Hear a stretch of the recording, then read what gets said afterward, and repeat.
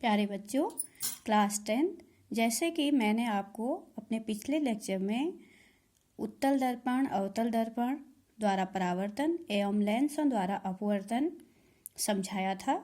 इसके अलावा मैंने आपको लेंस और दर्पण से संबंधित अति आवश्यक तथ्य एवं प्रश्न समझाए थे पिछले लेक्चर में। आज हम आते हैं आंकिक प्रश्नों पे। प्यारे बच्चों, आंकिक प्रश्न हल करते समय हमें कुछ बातों का ध्यान रखना पड़ता है। यदि हम इन बातों का ध्यान रखें तो दर्पण एवं लेंस से संबंधित प्रश्न को हल करते समय हमें किसी तरह की परेशानी नहीं आएगी। और आपको मैं एक और इम्पोर्टेंट बात बता दूं बेटा कि 3 मार्क्स का क्वेश्चन हर साल बोर्ड एग्जाम में इन पर पूछा जाता है। या तो आपके दर्पण पे आएगा, अवतल दर्पण या उत्तल दर्पण पे आएगा, या फिर आपके लेंस पे आएगा। तो 3 मार्क्स का क्वेश्चन ये 100% हर साल बोर्ड एग्जाम में आता है।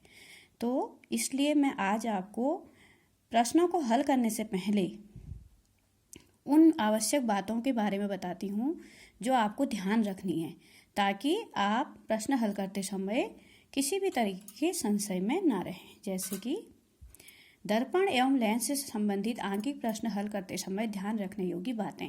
तो सबसे पहले हम अवतल दर्पण पे आ जाते हैं।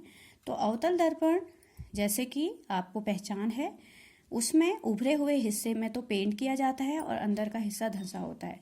जब अवतल दर्पण से संबंधित आंकिक प्रश्न आपके एग्जाम में आएंगे तो आपको किन बातों का ध्यान रखना है कि हम F की वैल्यू, U की वैल्यू और V की वैल्यू किस चिन्ह सहित कैसे रखेंगे। जैसे अवतल दर्पण की जो फोकस दूरी होती है वो F- में होती है, क्योंकि ध्रुव से बाईं ओर फोकस मिलता है। तो ध्रुव से बाईं ओर की दूरियां ऋणात्मक ली जाती हैं, इसलिए अवतल दर्पण से संबंधित जब भी प्रश्न आएगा तो फोकस दूरी को आप माइनस में रखोगे। जैसे कि मैंने आपको पहले ही बताया था, वस्तु की दूरी हमेशा ही माइनस में ली जाती है, उसमें कोई कन्फ्यूजन नहीं है। तीसरा हम आ जाते हैं अवतल दर्पण से प्रतिबिंब की दूरी। तो प्रतिबिंब की दूरी हमने अवतल दर्पण की 6 कंडीशंस पढ़ी थी। तो 6 कंडीशनों में आप जानते हैं कि 5 अवतल दर्पण में 5 कंडीशन में जो भी होता है वो दर्पण से पीछे ही बनता है, वास्तविक और उल्टे प्रतिबिंब बनते हैं। तो 5 स्थितियों में जो होता है वो अवतल दर्पण में भी जो है वो माइनस में होगा। ठीक है, भी की वैल्यू आप माइनस में रखेंगे 5 स्थितियों में, क्योंकि अवतल दर्पण के सारे प्रतिबिंब ध्रुव से बाईं ओर बनते हैं 5 स्थितियों में। तो 5 स्थितियों में आपका माइनस होगा, और एक स्थिति में अवतल दर्पण जो एक स्थिति है वो स्थिति कब होती है वो मैं अभी आपको बताती हूँ। लेकिन पहले आप ये देख लीजिए कि जितनी भी वस्तुएं फोकस या फोकस से पहले रखी गई हों, फोकस या फोकस से पहले रखी गई हों, वो 5 स्थितियों में V की वैल्यू माइनस होगी, क्योंकि प्रतिबिंब उल्टा और वास्तविक बनता है और जहाँ को दर्पण है उसी ओर बनता है। लेकिन एक स्थिति में जो V की वैल्यू होगी वो प्लस में होगी, क्योंकि वो स्थिति होती है जब वस्तु ध्रुव और फोकस के बीच में रखी हो। ठीक है, तो वो स्थिति है जब वस्तु ध्रुव और फोकस के बीच में रखी हो। तो यहाँ पे आपने ध्यान रखना है कि वो छठी कंडीशन कब है, जब वस्तु ध्रुव और फोकस के बीच में रखी हो। अन्य 5 कंडीशन में F जो है वो माइनस में, U माइनस में, V माइनस में। ठीक है, और अवतल दर्पण की छठी कंडीशन में जो कि एक स्थिति ऐसी है जब वस्तु ध्रुव और फोकस के। अब आपको पहचान कैसे करनी होगी इसकी। अगर आपके प्रश्न में U की वैल्यू माना -10 दी है और F की वैल्यू 15 दी है, यानी कि फोकस दूरी ज़्यादा है और वस्तु दूरी कम है, तो यही वो स्थिति है जब वस्तु ध्रुव और फोकस के बीच में रखी हो। उस वक्त आपकी V की वैल्यू प्लस आएगी, क्योंकि उस वक्त प्रतिबिंब ध्रुव से दाईं ओर धनात्मक दिशा में बनता है, आभासी और सीधा बनता है और बड़ा बनता है। तो वो छठी कंडीशन जब वस्तु फोकस और ध्रुव के बीच में रखी हो तब प्रतिबिंब ध्रुव से दाहिनी ओर आभासी, सीधा और बड़ा बनता है। ऐसी स्थिति में हमारी V की वैल्यू प्लस में आएगी। तो जब हमें ये बातें पता होती हैं तो प्रश्न हल करते समय हमें कोई संशय नहीं रहता और हमें पता होता है कि वैल्यू कैसे आनी है। जैसे U की वैल्यू हमेशा माइनस में होगी, F की वैल्यू माइनस में होगी, V की वैल्यू 5 स्थितियों में माइनस होगी, एक स्थिति में प्लस होगी। और अगर आपको आवर्धन निकालना है M equal to H dash upon H equal to minus V upon you.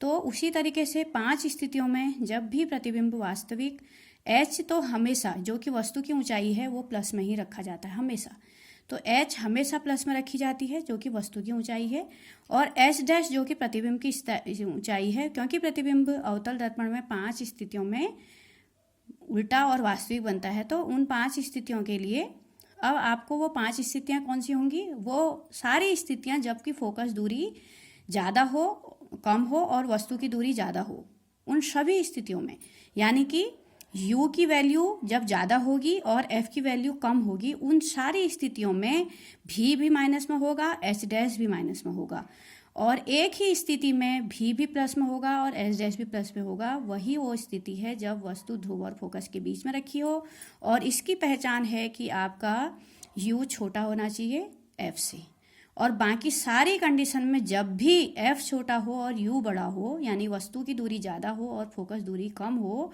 उन सारी स्थितियों के लिए आपको चिन्हों का मान माइनस में, v का मान, f का मान तो माइनस में रहना ही है, u का मान भी माइनस में रखना है क्योंकि वस्तु हमेशा बाईं ओर रखी जाती है, और v की वैल्यू भी माइनस में।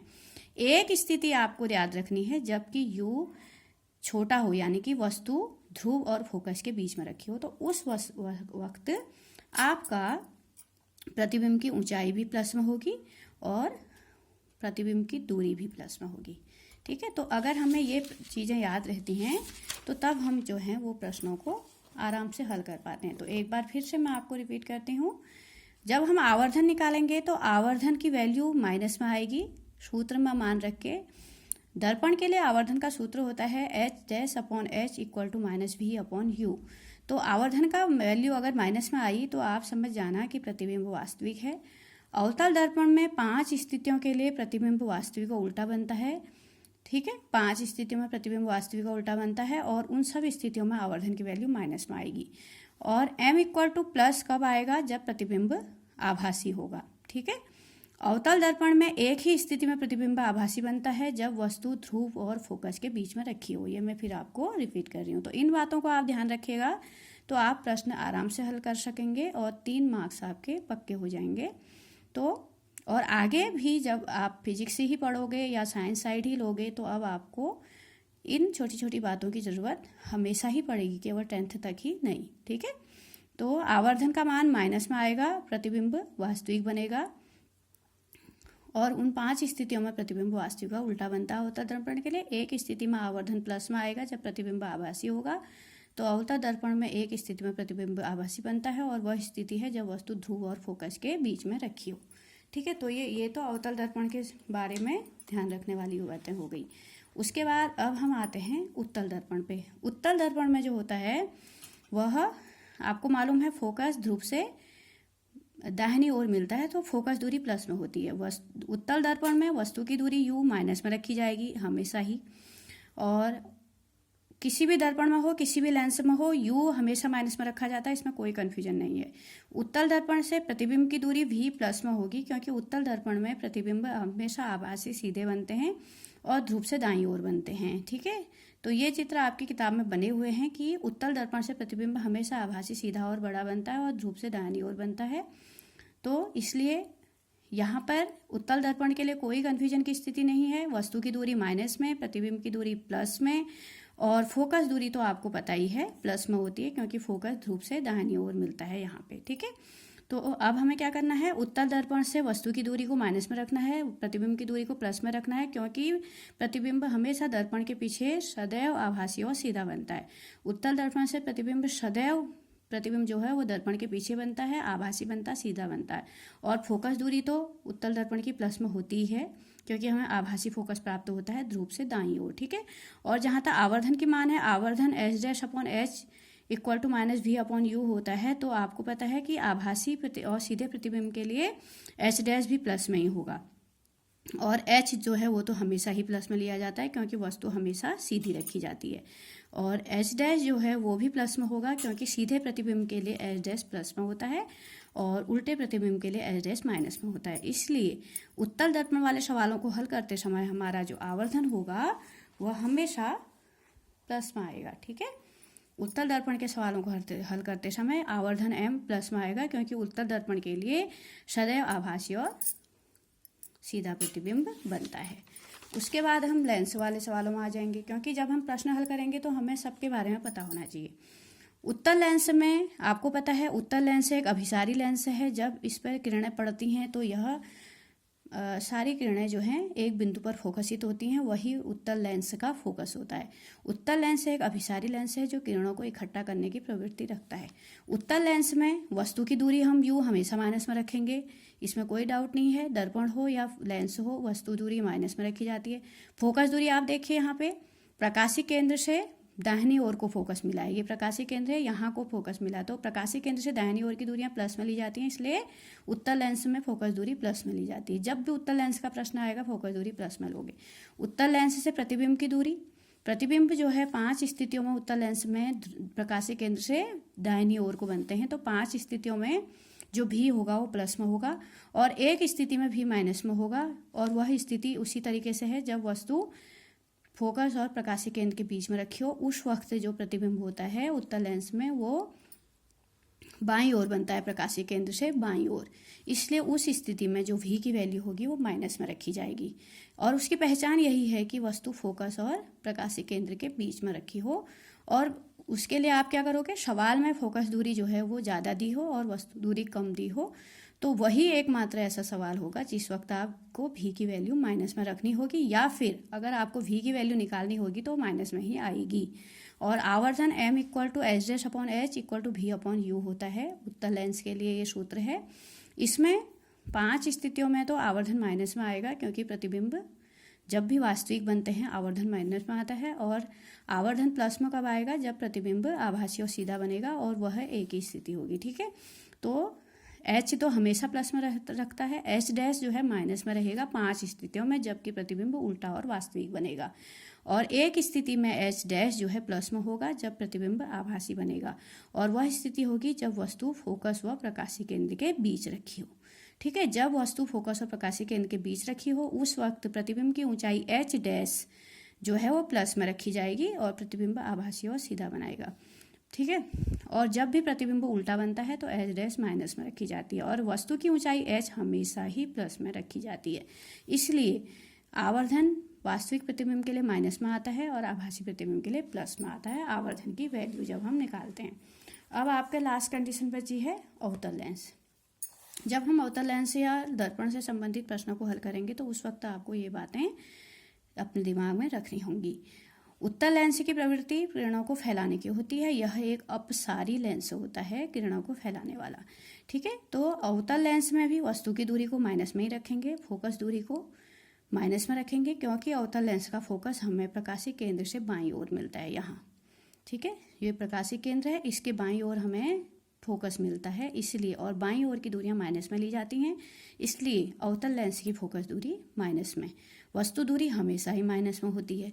अवतल लेंस से प्रतिबिंब की दूरी v भी माइनस में होगी, क्योंकि अवतल लेंस में प्रतिबिंब भी प्रकाशी केंद्र से बाईं ओर ही बनते हैं। ठीक है, तो इसलिए प्रतिबिंब आभासी बनते हैं और सीधे बनते हैं। तो जब भी प्रतिबिंब प्रकाशी केंद्र से बाईं ओर बनेंगे तो v की वैल्यू माइनस में, और अवतल लेंस में प्रतिबिंब बाईं ओर ही बनते हैं, इसलिए v की वैल्यू माइनस में ही आएगी, या फिर अगर दी है तो आपको माइनस में रखनी होगी।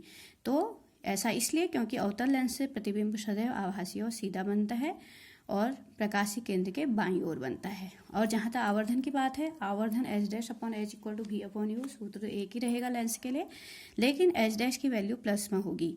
क्यों? क्योंकि अवतल लेंस से सीधा प्रतिबिंब बनाता है और वस्तु की ऊंचाई तो हमेशा ही प्लस में ली जाती है, इसलिए अवतल लेंस वाले सवालों में आवर्धन हमेशा प्लस में आएगा, क्योंकि अवतल लेंस सदैव सीधा और आभासी प्रतिबिंब बनाता है। तो इस तरीके से इन चारों के बारे में जो डिटेल है आप 1 या 2 बार वीडियो जरूर देखेंगे तो आपको समझ में आ जाएगा। फिर प्रश्न हल करना आपके बाएं हाथ का खेल हो जाएगा। प्यारे बच्चों, अगर आपको मेरे समझाने का तरीका पसंद आया तो आप ज़रूर सब्सक्राइब कीजिएगा। आपके वीडियो के नीचे अगर रेड कलर से सब्सक्राइब लिखा है तो आपको सब्सक्राइब करना है, और अगर नहीं लिखा है रेड कलर से, ब्लैक से लिखा है, इसका मतलब आप मुझे सब्सक्राइब कर चुके हो।